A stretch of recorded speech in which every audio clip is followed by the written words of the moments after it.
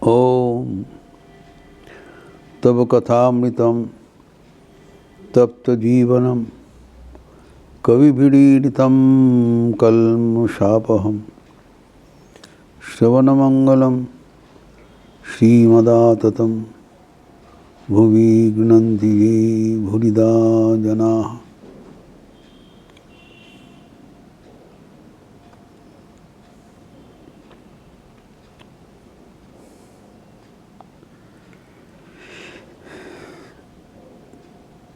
वाचिक तपस्या का बात चल रहा था।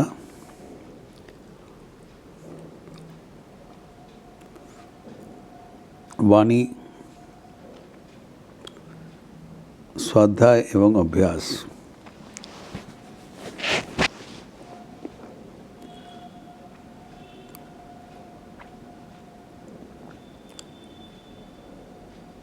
सत्य वचन हमारे आध्यात्मिक जीवन का नींव है। सत्यम परम धीमहि।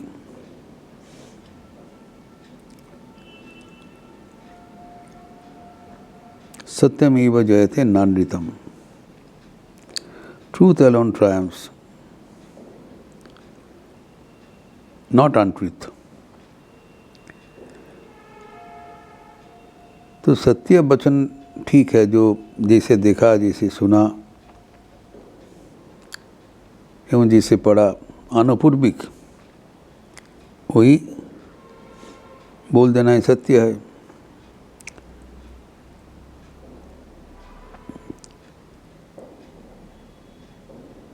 No addition, subtraction, no alteration. कुछ जोड़ना नहीं, कुछ छोड़ना नहीं और कुछ बदलना नहीं।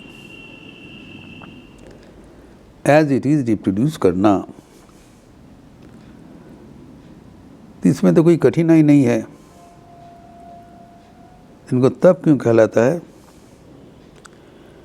कारण सत्य बोलने से ही नहीं होगा। सत्य बोलना चाहिए, लेकिन वो प्रिय भी होना चाहिए एवं हितकारी होना चाहिए, एवं किसी को उद्वेग का सृष्टि नहीं करना चाहिए। ये चार चीज होना चाहिए। तो सत्य होना चाहिए, तो असत्य भाषण नहीं करना चाहिए, ये बोलना चाहिए। हम जो कुछ बोलेंगे वो सत्य होगा, लेकिन सत्य होने पर ही वो बोलने योग्य नहीं होता है। सबसे बड़ा चीज है किसी को आघात नहीं करना। इसके पहले हम देखा है अहिंसा। हमारे वचन के माध्यम से अगर किसी को चोट पहुंच जाए तो एक हिंसा ही हुआ, तो शारीरिक तब से हम चूक हो जाएंगे। कभी कभी हम लोग हमारे सत्य वचन एक अस्त्र जानकर प्रयोग करते हैं किसी को कष्ट देने के लिए। जो कहा जाता है स्पष्ट वक्ता। क्योंकि बांग्ला में कहा जाता है ठोंठ काटा।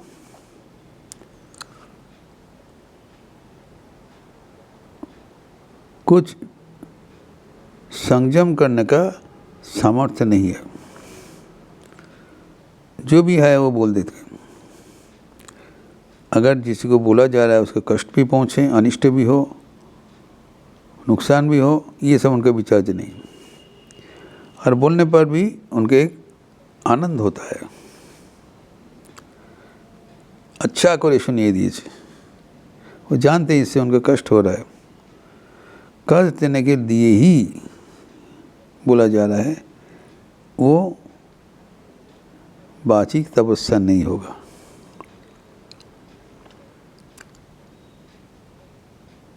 पारिभाषिक सब कुछ विचार करके विचक्षणता के साथ वाणी बोलना ही वाचिक तपस्या है। वेरी केयरफुली, ताकि किसी को चोट ना पहुँचे। पक्षांतर में उसके लिए मिथ्या का आश्रय भी नहीं लेना चाहिए। सत्य बोलो, हितकारी बोलो, प्रिय बोलो।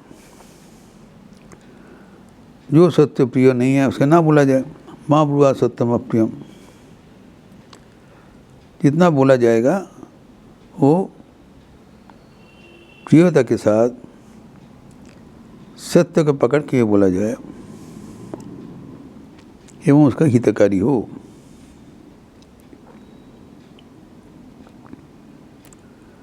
ये दीर्घकाल अनुशीलन करने से तभी होता है, नित्य नहीं, इतना आसान नहीं है। दीर्घकाल अनुशीलन करते करते उनको वाचन भंगी परिशीलित हो जाता है। ऐसी कहा जाता है, मधुर भाषी भवितुम जतिशे, will try to become sweet tongue. जगत में दुख का कोई अंत नहीं है। दुखमय जगत में अगर हमारा वाणी से हम कुछ समय के लिए किसी को आराम प्रदान कर सकते हैं, आनंद प्रदान कर सकते हैं, वो सबसे बड़ा प्राप्ति है। इसलिए भाषा एवं वाणी ऐसा होना चाहिए ताकि वो लोगों को ये प्रियवाचक हो, अच्छा लगेगा सुनने में।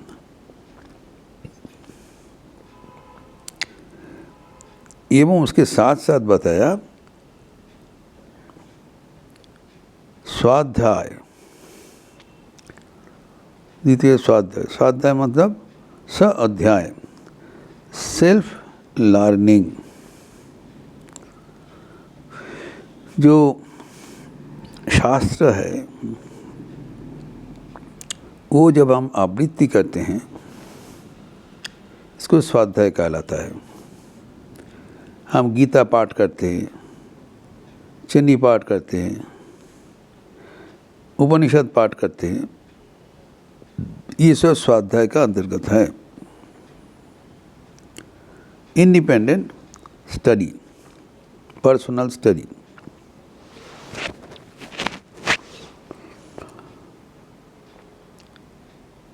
जब हमारे परंपरा में वैदिक मंत्रोच्चारण हो, भगवद गीता पाठ हो, ये सब सूर के साथ उच्चारित होता था, इसलिए कि सब गीता बोलते, गीत बोलते हैं। सामगान वेदांत के जो अंश है वो गान है, संगीत है। भगवद गीता तो गीता ही है। स्तोत्र आदि है वो भी गीत होता है। तो ये जो शास्त्र का जो पाठ है, बाबूराम महाराज कहा कहते थे, शास्त्र पाठ होने से हमारा वाणी पवित्र हो जाता है, शुद्ध हो जाता है, क्योंकि ये सब ऋषिगण के अनुभव सिद्ध है। स्वामी विवेकानंद कहते हैं कि सारे मंत्रादि, वैदिक मंत्रादि ऋषिगण सामने स्वर्णाक्षर से देखा करते थे, उज्ज्वल दिखाई पड़ता था मंत्र, और मंत्र देखकर उन्होंने उसको याद कर लेते थे। पहले तो कागज़ और कलम ये सब नहीं था, तो उनका जो याद करके उनके दिमाग में जो है वो ज्ञान, वो परवर्ती शिष्य वर्ग को स्थानांतरित कर देते हैं। इसलिए गुरु शिष्य परंपरा में वो विद्या चले जा रहे हैं। इसलिए कहता है श्रुति, लिखित कुछ नहीं है, गुरु बता दिया, वो सुन के चेला उसकी याद कर लिया, वो भी उनके टर्न पे अपने चेला को बता दिया, वो याद करेगा। स्पीच एंड हियरिंग, तो जब हम कोई मंत्र बोलते हैं एवं सुनते हैं, उससे हमारा वाग इंद्रिय परिशुद्ध हो जाता है। यही बाबू राम के कह रहा है। अपना जीवा को संशुद्धि के लिए, पाचन को संशुद्धि करने के लिए दैनंदिन कुछ स्वाध्याय जरूरी। ये ना सोचा जाए ये अवंतर है, ये प्राचीन वैदिक मंत्र पढ़ के क्या होगा। इससे हमारा वाणी परिशुद्ध होता है। कारण ये सब जो मंत्र है ऋषिगण अपना जीवन की अनुभूति के बल पर प्रकाश किया। They realized these truths, these words। जब ये स्वाध्याय से हम जुड़े रहते हैं तब हमारा मन धीरे धीरे भगवत केंद्रित हो जाता है। एवं इसके आगे बताया अभ्यास। बारंबार कुछ एक ही चीज करने का नाम है अभ्यास। एवं ये अभ्यास जो किया जाता है, पतंजलि ये अभ्यास के बारे में बहुत ही मार्मिक व्याख्यान किया है। तत्त स्थितो जत्नो अभ्यासः, जत्न सहकार, ये जो हम दोहराते हैं विरक्ति सहकार नहीं। कभी कभी हम दोहराते हैं जबरदस्त होकर, समान फोर्सेस जैसे करो, ऐसे नहीं होना चाहिए। स्वतःस्फूर्त होना चाहिए। मन लगा के ये मन को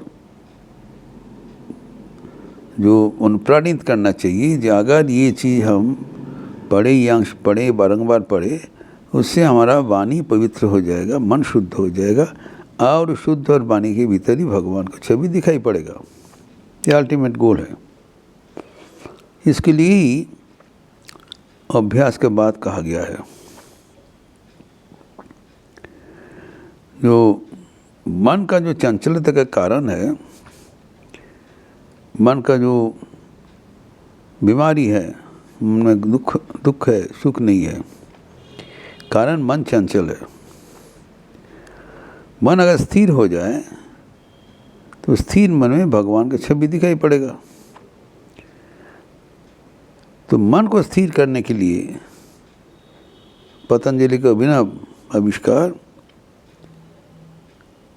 भगवान का कोई भी नाम मौन होकर अगर हम दोहराएं, कुछ समय के बाद ही हमारा सांस प्रश्वास संतुलित हो जाता है, मन भी एकाग्र हो जाता है। ये है रहस्य।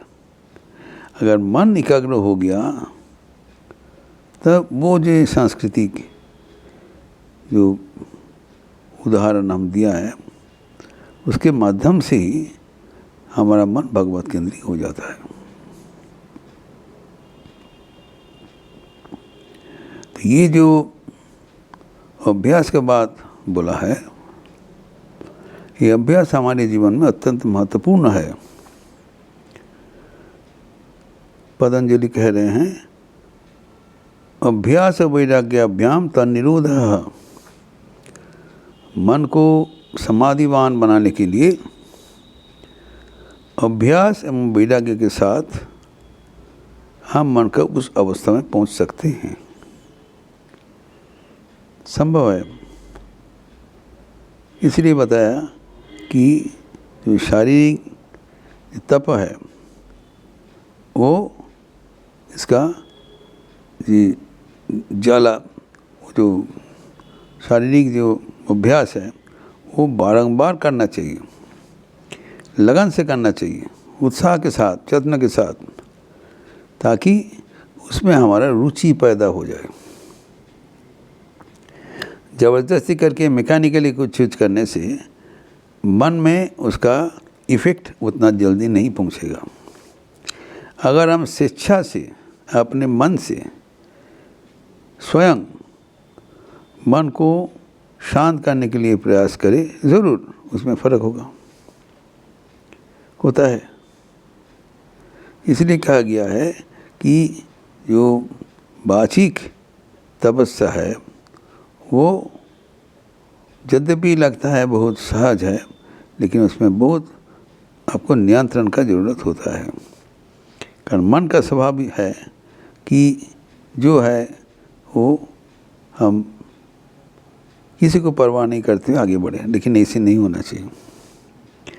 मन को शांत करके तभी हम शरीर को शांत कर पाएंगे। मन को शांत और एकाग्र होना अत्यंत जरूरी है। अब उसके लिए जो कुछ हमें करना चाहिए वो करना पड़ेगा, तभी हम जो योग शुद्धि में बहुत जल्दी ही लक्ष्य में पहुंच जाएंगे। इस प्रसंग और भी विस्तार करते हुए अगले दिन चर्चा करेंगे। ओम शांति शांति शांति। हरि ओम तत्सत। श्री राम कृष्णार्पणमस्तु।